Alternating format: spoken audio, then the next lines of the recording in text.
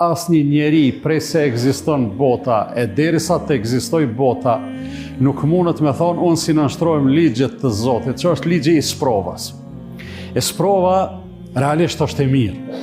Edhe do të me e kuptu, sprovën do të me e kuptu si mundësi. Allah i madhruar për me tregu se të gjithë pa përjashtimi nënshtrojnë këti ligji, thot, u në blukum bil khejri u sherri fitna. Ne ju sprovojmë, ju qesim në sprovë, pa dyshim, edhe me të mirë, edhe me të keqe, edhe me të këndshme, edhe me të pakëndshme. Nga njerë dikush me ndonë se vetëm ato të këqijat, vetëm ato të dhimbshmet janë sprova. Smundja, skamja, varfnia, frika e të ngjashme, jo, nuk janë vetëm ato.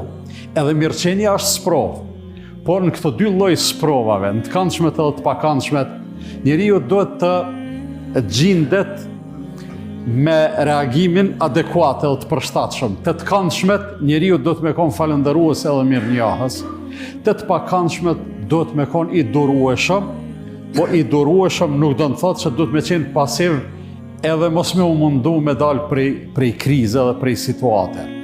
Në të vërtetë secila sprovë, pas secilës sprovë, Allah i madhruar e ka mshef nga një shpërblim, nga një mirësi, nga një dhurat.